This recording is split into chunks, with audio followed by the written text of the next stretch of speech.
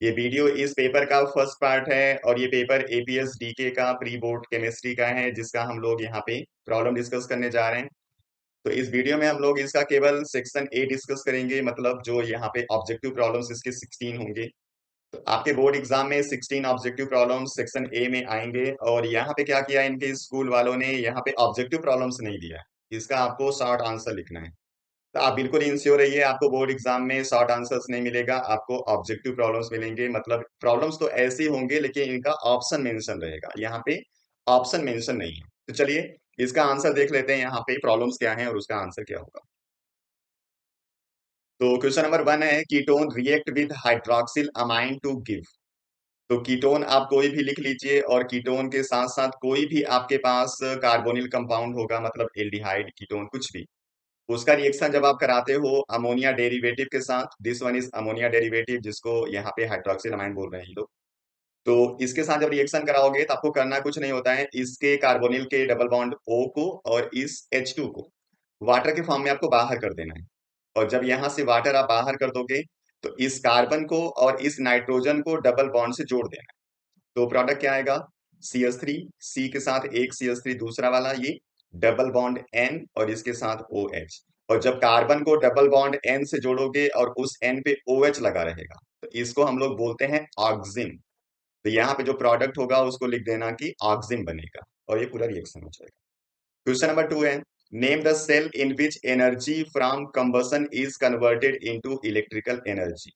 ये इलेक्ट्रोकेमिस्ट्री से प्रॉब्लम है जिसमें आप बहुत सारे बैटरी और सेल्स पढ़ते हो। तो उसी में आपने एक पढ़ा हुआ है फ्यूल सेल। तो जो फ्यूल सेल होता है वहां पे जब एक तरफ से हाइड्रोजन गैस एक तरफ से ऑक्सीजन गैस को आप पास करते हो, तो बीच वाला जो कंटेनर होता है वहीं पे इसका रिएक्शन होता है और बनता है H2O। तो यहाँ पे जो H2 और O2 है ये केमिकल हैं जिनका आपस में रिएक्शन होता है, तो वो इलेक्ट्रिसिटी जनरेट करते हैं। इसलिए इसका आंसर आपको लिख देना है फ्यूल से। तीसरा, name the nitrogenous base which RNA lakhs. मतलब आरएनए में कौन सा नाइट्रोजनस बेस नहीं होता। तो जो डीएनए है उसके अंदर नाइट्रोजनस बेस कौन कौन से होते हैं, एडनिन, ग्वानिन, साइटोसिन और थाइमिन। और जो आरएनए होता है उसी में थाइमिन की जगह पे यूरेसिल होता है। तो कह रहा है कि आरएनए में कौन सा नाइट्रोजनस बेस नहीं होता, तो आपको बोल देना है थाइमिन नहीं होता, because at the place of thymine uracil is found into the RNA. Question number 4 है, which name reaction can convert the following conversion in one step. जिसमें बेंजोफिनोन को कन्वर्ट करना है डाइफिनाइल मीथेन में। ये बड़ा आसान सा है। बेंजोफिनोन मतलब आप समझते होंगे, बेंजीन के दो रिंग को अटैच करना है कीटोनिक ग्रुप के साथ, this one is the benzophenone. और इसको कन्वर्ट करना है डाइफिनाइल मीथेन में, मतलब इस CO को कन्वर्ट कर देना है CH2 में। तो यहाँ पे बन जाएगा CH2 और बेंजीन के दो रिंग इस तरीके से लग जाएंगे। यही कन्वर्जन आपको करना है। तो आपने कार्बोनिल कंपाउंड के बहुत सारे रिएक्शन पढ़े हैं, तो अगर आपके दिमाग में आएगा तो आपको पता होगा कि जो कार्बोनिल ग्रुप होता है अगर इसको हाइड्रोकार्बन में कन्वर्ट करना है तो आपने इसके बहुत सारे रिडक्शन रिएक्शन पढ़े होंगे, जिसमें एक रिएक्शन है क्लीमेंसन रिडक्शन। तो जब आप क्लीमेंसन रिडक्शन यूज करोगे, मतलब इसका रिएक्शन कर देते हो आप जिंक मरकरी के साथ एलॉन्ग विद HCl। तो क्या करता है, यहाँ पे CO को कन्वर्ट कर देता है CH2 में। तो इसका आंसर लिखोगे वन स्टेप में, इसको कौन सा रिएक्शन कन्वर्ट करेगा, क्लीमेंसन रिडक्शन, और ये आपका प्रॉपर रिएक्शन हो जाएगा। तो इस तरीके से लिख देना है। उसके बाद है, which isomer of propanol is most acidic. Propanol का कौन सा आइसोमर है जो सबसे ज्यादा एसिडिक होगा। तो पहले इसका हम लोग आइसोमेरिक स्ट्रक्चर बनाते हैं। तो प्रोपेनॉल का एक आइसोमेरिक स्ट्रक्चर हो जाएगा इस तरीके से, CH3 CH2 CH2 and OH। Second वाला हम सेकेंडरी बना सकते हैं, CH3 CH OH and CH3। ये इसके दो आइसोमर बनेंगे। इन दोनों में कौन ज्यादा एसिडिक है ये बताना है। अब एसिडिटी के लिए क्या करना है, जो O और H के बीच में बॉन्ड है उसके इलेक्ट्रॉन को शिफ्ट करना है O की तरफ, और इस H को H+ के फॉर्म में बाहर कर देना है। और ये शिफ्टिंग कब पॉसिबल होगी, जब इस कार्बन के ऊपर इलेक्ट्रॉन विथ ड्राइंग ग्रुप लगे रहेंगे तो इसको सपोर्ट करेंगे। अब यहाँ पे जो ग्रुप लगा हुआ है एल्काइल ग्रुप, ये इलेक्ट्रॉन डोनेटिंग ग्रुप है। और जब इलेक्ट्रॉन डोनेटिंग ग्रुप लगेगा तो करेगा क्या, it increase the electron density over carbon. और जब कार्बन के ऊपर इलेक्ट्रॉन डेंसिटी बढ़ेगा तो उस कंडीशन में क्या होगा, जो इलेक्ट्रॉन की शिफ्टिंग होगी वो H से O की तरफ बहुत कम हो पाएगी। मतलब अब ये एसिडिटी को क्या कर रहा है, रेजिस्ट कर रहा है, मतलब एसिडिटी को ये रोक रहा है। इसलिए जितना ज्यादा आप एल्काइल ग्रुप लगाओगे एसिडिटी उतनी ही कम रहेगी। इसलिए आपको इस वाले को लिख देना है, ज्यादा एसिडिक होगा। एक तो आंसर इस तरीके से आप लिख सकते हो। दूसरा आंसर कैसे लिख सकते हो, अगर इस H को हम बाहर कर देते हैं तो यहाँ पे बनेगा क्या, आपको मिल जाएगा एल्कोक्साइड आयन, दिस वन। और एल्कोक्साइड आयन में जो R है वो इलेक्ट्रॉन डोनेटिंग ग्रुप है, और जब इलेक्ट्रॉन डोनेट करेगा तो इसके ऊपर नेगेटिव चार्ज को बढ़ाएगा, और यहाँ पे नेगेटिव चार्ज जब बढ़ेगा तो मतलब इसकी स्टेबिलिटी को ये कम कर रहा है।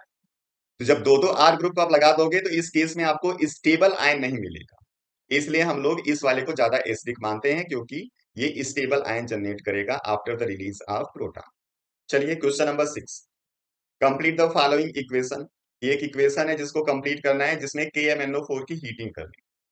ऐसे एक कंपाउंड आपके पास इसमें डी ब्लॉक में और भी है, K2Cr2O7। तो जो ये आपका K2Cr2O7 है, ये पीएच स्पेसिफिक है, यानी पीएच चेंज करने से पोटेशियम डाइक्रोमेट पोटेशियम क्रोमेट में कन्वर्ट हो जाता है। सेम ऐसे जो KMnO4 है वो टेम्परेचर सेंसिटिव है, मतलब टेम्परेचर चेंज करने से पोटेशियम पर मैग्नेट पोटेशियम मैग्नेट में कन्वर्ट हो जाता है। तो यहाँ पे बन जाएगा ये K2MnO4, और साथ में बन जाता है MnO2, और रिलीज होता है साथ में O2 गैस। तो ये सब कंप्लीट रिएक्शन है, जिसमें आपका ये K2MnO4 है वो ग्रीन कलर का होता है, कभी कभी आपसे कलर भी पूछ लेता है। ये KMnO4 वायलेट कलर का है, ये वायलेट टू ग्रीन में कन्वर्ट हो जाता है। और जो MnO2 है आपको पता ही है ब्लैक कलर का होता है, ये ब्लैक कलर का आपको मिल जाएगा कंपाउंड। तो इस तरीके से कंप्लीट रिएक्शन है। तो आप इसको अच्छी तरीके से पढ़ के रखना, जो वायलेट कलर है वो ग्रीन कलर में कन्वर्ट होता है कब, जब हम टेम्परेचर यहाँ पे इंक्रीज करते हैं, मतलब इसकी हीटिंग करते हैं, और ये हीटिंग लगभग होती है 513 केल्विन टेम्परेचर। और जब इसको कूल करोगे तो फिर दोबारा बन जाएगा, यानी ग्रीन से फिर ये वायलेट हो जाता है, मतलब टेम्परेचर चेंज करने से ये एक दूसरे में इंटरचेंज होते रहते हैं। चलिए question number 7, in which of the following conversion phosphorus pentachloride is used as a reagent, PCl5। और PCl5 का रोल आप जानते हो, कहीं पे भी OH लगा हुआ है तो इस OH को ये Cl में कन्वर्ट करता है। तो ऐसा रिएक्शन देख लो यहाँ पे कहीं हो रहा है क्या, तो जो सेकंड वाला ऑप्शन अगर इसको देखोगे तो यहाँ से OH की जगह पे Cl अटैच हो रहा है, मतलब यहाँ पे PCl5 यूज हुआ होगा, इसलिए ऑप्शन बी हो जाएगा इसका सही। क्वेश्चन नंबर 8 है, why is aniline converted to N phenyl ethanamide for getting para bromo aniline. अब यहाँ पे प्रॉब्लम ध्यान समझिए क्या है, यहाँ पे कह रहा है कि जो आपके पास एनिलीन है, उस एनिलीन से अगर आपको बनाना है para bromo aniline. Para bromo aniline मतलब यहाँ पे NH2 ग्रुप और पैरा पे ब्रोमो ग्रुप, इसको बनाने के लिए कह रहा है कि इसको आप पहले कन्वर्ट कर देते हो किसमें, एन फिनाइल इथेनामाइड में, मतलब NHCOCH3 में। ऐसा आप क्यों करते हो, तो ये बड़ा आसान सा रिएक्शन है, अगर आप नाइट्रोजन कंटेनिंग कंपाउंड पढ़े होगे तो उसमें ये वाला टॉपिक सबसे इंपॉर्टेंट टॉपिक है, और यहाँ से बहुत सारे रीजनिंग प्रॉब्लम मिलते हैं, तो वहीं से प्रॉब्लम दिया गया है ये। अब यहाँ पे जो NH2 ग्रुप है उसका हम लोगों ने क्या किया हुआ है, एसिटाइलेशन। मतलब ये इनडायरेक्टली आपसे पूछना चाह रहा है कि आपने NH2 का एसिटाइलेशन पहले क्यों किया। तो आप जानते हो कि जो NH2 ग्रुप है ये एक एक्टिवेटिंग ग्रुप है, और ये बेंजीन को एक्टिवेट करता है, इसलिए जो आप सब्स्टिट्यूटेड प्रोडक्ट लिखते हो वो ट्राई सब्स्टिट्यूटेड मिलता है, मतलब आर्थो पैरा हर जगह पे सब्स्टिट्यूशन हो जाता है। और आपको बनाना क्या है, केवल पैरा प्रोडक्ट, आप आर्थो चाहते नहीं हो, इसलिए आपको इस NH2 ग्रुप को क्या करना पड़ेगा, डीएक्टिवेट करना पड़ेगा। और डीएक्टिवेट करने के लिए सबसे आसान सा तरीका क्या है, एसिटाइलेशन। मतलब एनिलीन को सबसे पहले हम लोग किससे ट्रीट कर देते हैं, एसिटिक एनहाइड्राइड से ट्रीट कर देते हैं, और जब एसिटिक एनहाइड्राइड से ट्रीट कर दोगे तो इसका एसिटाइलेशन हो जाएगा। तो एसिटाइलेशन करने के बाद आपको पैरा प्रोडक्ट, मेजर प्रोडक्ट होता है, ये आपको केवल मिल जाता है, इसलिए आपको करना होता है। चलिए क्वेश्चन नंबर 9 है यहाँ पे, in the formation of SO2 by contact process, यहाँ पे रिएक्शन लिखा गया है, the rate of reaction was measured as, यहाँ पे रेट ऑफ रिएक्शन लिखा हुआ है with respect to consumption of the O2। अब ये कंज्यूम हो रहा है इसलिए नेगेटिव साइन के साथ यहाँ पे लिखा गया है, इसकी वैल्यू ये है। तो कह रहा है calculate the rate of formation of SO3, rate of formation of SO3 आपको बताना है। तो O2 और इसका अगर आप लिखोगे रेट के साथ रिलेशन, तो क्या लिखोगे, rate equal to minus O2 by dt, और ये इक्वल होगा 1/2 dSO3/dt। ठीक है, तो ये रेट आपसे पूछा गया है, तो ये रेट बताने के लिए 2 इधर आके क्या करेगा, मल्टीप्लाई, ये वैल्यू आपको पहले से पता है। तो जो 2.5 इंटू 10⁻⁴ है, ये इसकी वैल्यू है, इसी में आपको 2 से क्या कर देना है, इंटू, और जब 2 से मल्टीप्लाई कर दोगे तो आंसर क्या आ जाएगा, 5 इंटू 10⁻⁴, तो ये हो जाएगा rate of formation of SO3। Question number 10, an endothermic reaction with high activation energy for the forward reaction is given by the diagram. जो फॉरवर्ड रिएक्शन होगा तो आपको हमेशा रिएक्टेंट को प्रोडक्ट में कन्वर्ट करना है। तो आपको बताना है इसमें इन चार फिगर में सबसे ज्यादा एक्टिवेशन एनर्जी कहाँ दिख रहा है। तो आप देख लो, ये जो थ्रेशोल्ड एनर्जी बैरियर है और ये आपका रिएक्टेंट है, उसके बीच में एनर्जी गैप कहाँ पे सबसे ज्यादा है। तो सबसे ज्यादा मुझे सी वाले में दिख रहा है, इसलिए सी वाला ऑप्शन सही हो जाएगा। यहाँ पे एक्टिवेशन एनर्जी सबसे ज्यादा हो जाएगी। Question number 11, write the formula of oxo anion of manganese and chromium in which their oxidation state are equal to their group number. यहाँ पे ऑक्सो एनायंस लिखना है मैग्नीज का और क्रोमियम का, जिसमें उसका ऑक्सीडेशन स्टेट मैग्नीज और क्रोमियम के ग्रुप नंबर के बराबर होना चाहिए। तो पहले सा ग्रुप नंबर देख लो, scandium, titanium, vanadium, chromium, manganese, iron, इस तरीके से 3D सीरीज के मेंबर्स होते हैं। और ये शुरू किससे होते हैं? थर्ड ग्रुप से शुरू होते हैं, क्योंकि फर्स्ट और सेकंड तो एस ब्लॉक के आते हैं। ये थर्ड का हो गया, ये फोर्थ, फिफ्थ, सिक्स्थ और सेवेंथ। मतलब आपको ऐसा कोई भी ऑक्सो एनायन क्रोमियम का बताना है जिसमें उसका ऑक्सीडेशन स्टेट +6 होना चाहिए, और मैग्नीज का बताना है जिसमें उसका ऑक्सीडेशन स्टेट +7 होना चाहिए। तो बड़ा आसान सा ऑक्सो एनायंस आपके पास है, आप देख लो। जैसे क्रोमियम का हम लोग लिखते हैं Cr2O7 पे 2-, this one is the oxo anion of chromium. यहाँ पे क्रोमियम का ऑक्सीडेशन स्टेट निकालोगे तो आपको +6 ही मिलेगा। इसका लिख दिया 2x, ऑक्सीजन का लिख दिया 7 × -2, मिल के होना चाहिए -2 के बराबर। ये हो गया -14, इधर आएगा तो हो जाएगा +12, 2 से डिवाइड कर देंगे तो आ जाएगा +6। इसका आंसर हो गया +6, यानी इसका हो गया आंसर ये। दूसरा वाला MnO4 पे एक माइनस लिख लो।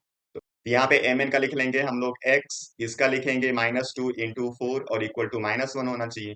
ये हो जाएगा x इक्वल टू +7, इसका +7 हो गया। तो इसका वाला आंसर हो जाएगा ये, इस तरीके से लिखना है। क्वेश्चन नंबर 12 है, Grignard reagent should be prepared under anhydrous condition by. तो जो ग्रिग्नार रिएजेंट है इसका नेचर होता है बेसिक, और ये एसिड से रिएक्शन करके आसानी से कोई दूसरा कंपाउंड बना लेता है। तो जब इसका रिएक्शन आप करा देते हो वाटर के साथ, तो वाटर के एसिडिक नेचर को ये यूज करता है और इसका आसानी से हाइड्रोलिसिस हो जाएगा।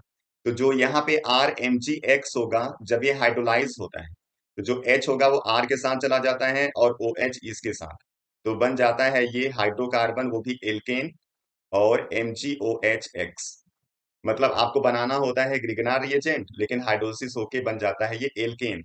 इसी एल्केन के फॉर्मेशन को रोकने के लिए हम लोग इसका रिएक्शन क्या कराते हैं? एनहाइड्रस कंडीशन में कराते हैं, या फिर ऐसा कोई सॉल्वेंट यूज करेंगे जहां पे कोई एसिडिक मटेरियल प्रेजेंट नहीं होगा। तो हम लोग या तो एनहाइड्रस कंडीशन यूज कर लेते हैं, या फिर इसका रिएक्शन हम लोग कराते हैं THF के मीडियम में, यानी टेट्राहाइड्रोफ्यूरान। ये एसिडिक नहीं होता है, इसलिए यहाँ पे रिएक्शन में इंटरफेयर नहीं करता। चलिए, अब क्वेश्चन नंबर 13 से लेके 16 तक आपके पास एसर्शन रीजन 4 हैं, उनका हम लोग आंसर देख लेते हैं। तो क्वेश्चन नंबर 13 है, जिसमें एसर्शन कह रहे हैं para nitrophenol is more acidic than para methoxyphenol. तो पैरा नाइट्रोफिनॉल का मतलब क्या हो गया? OH के साथ पैरा पोजीशन पे NO2 लगाना है, और मेथॉक्सीफिनॉल का मतलब हो गया इस फिनॉल के साथ पैरा पोजीशन पे OCH3 लगाना है। अब यहाँ पे जो नाइट्रो ग्रुप है ये इलेक्ट्रॉन विथ ड्राइंग ग्रुप है, और यहाँ से एसिडिक नेचर के लिए आपको इस O के इलेक्ट्रॉन को बेंजीन की तरफ शिफ्ट कराना है, यानी ये एसिडिटी को सपोर्ट कर रहा है। और यहाँ पे जो OCH3 है इलेक्ट्रॉन डोनेटिंग ग्रुप है, तो जब इलेक्ट्रॉन डोनेट करेगा तो क्या क्या होगा? ऑक्सीजन से इलेक्ट्रॉन शिफ्ट इधर होगा नहीं आसानी से, इसलिए एसिडिटी को क्या कर रहा है? ये कम कर रहा है। इसलिए पैरा नाइट्रोफिनॉल ज्यादा एसिडिक हो गया इस वाले से, तो ये एसर्शन तो ठीक हो गया। यहाँ पे लिखा हुआ है OCH3 is electron with drawing group, ये इलेक्ट्रॉन विथ ड्राइंग ग्रुप नहीं है, इलेक्ट्रॉन डोनेटिंग ग्रुप है। ये आपका गलत है, इसे लिखोगे एसर्शन करेक्ट है और रीजन फॉल्स है। तो हो जाएगा A is true and R is false. Question number 14, ethanoic acid give HVZ reaction. अभी HVZ रिएक्शन होता क्या है? आपके पास कोई भी एसिड होगा, उसका रिएक्शन जब आप कराते हो Br2 के साथ in presence of red phosphorus, ये अल्फा हाइड्रोजन को रिप्लेस कर देता है ब्रोमीन से, तो आपको मिल जाता है CH2। एक अल्फा हाइड्रोजन हटेगा ब्रोमीन से और ये COOH, इसी को बोलते हैं HVZ रिएक्शन, मतलब हेल वोलार्ड जेलेंस्की रिएक्शन। तो अब इस रिएक्शन को प्रोसीड कराने के लिए इस एसिड के अंदर अल्फा हाइड्रोजन का होना जरूरी है। अगर अल्फा हाइड्रोजन यहाँ पे नहीं होगा तो ये इस रिएक्शन को कभी भी शो नहीं करेगा, जैसे ये वाला इस रिएक्शन को शो नहीं करता। तो इसलिए पहला जो आपका है ethanoic acid give this reaction, ये करेक्ट हो जाएगा। अब रीजन है ethanoic acid has alpha hydrogen atom, ये भी करेक्ट है और इसका एक्सप्लेनेशन है कि इसके पास अल्फा हाइड्रोजन है इसलिए रिएक्शन शो कर रहा है। इसका ऑप्शन ये हो जाएगा A, both A and R true and R is the correct explanation.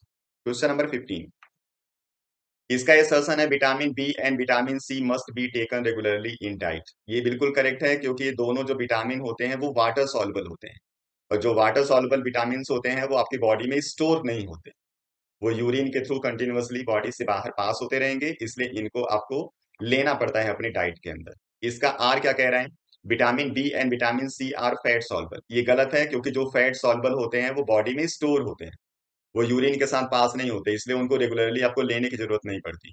इसे आप लिखोगे असर्शन करेक्ट है और रीजन फॉल्स है, मतलब ये सी ऑप्शन करेक्ट हो जाएगा। Question number 16, acidified K2Cr2O7 oxidize iodide to iodine, जब हम लोग रिएक्शन कराते हैं Cr2O7 2 माइनस का I माइनस के साथ, ये ऑक्सीडाइजिंग एजेंट है जो I माइनस को कन्वर्ट कर देता है I2 में और अपने खुद कन्वर्ट होता है क्रोमियम 3 प्लस में। ये जो पहला वाला आपका एसर्शन हो गया वो करेक्ट हो गया। सेकंड कह रहा है कि chromium 6 plus is reduces two chromium 3 plus, ये भी बिल्कुल करेक्ट है क्योंकि यहाँ पे इसका ऑक्सीडेशन स्टेट +6 है और ये +6 से +3 में कन्वर्ट हो रहा है, यानी ये भी करेक्ट है और इसका करेक्ट एक्सप्लेनेशन है, ये भी लिख दोगे both are correct and R is the correct explanation of assertion. ये हो गया इसका कंप्लीट सेक्शन ए। अब सेक्शन बी के साथ हम लोग नेक्स्ट वीडियो मिलेंगे, तब तक आप लोग पढ़ते रहिए, अपना ख्याल रखिए, थैंक यू।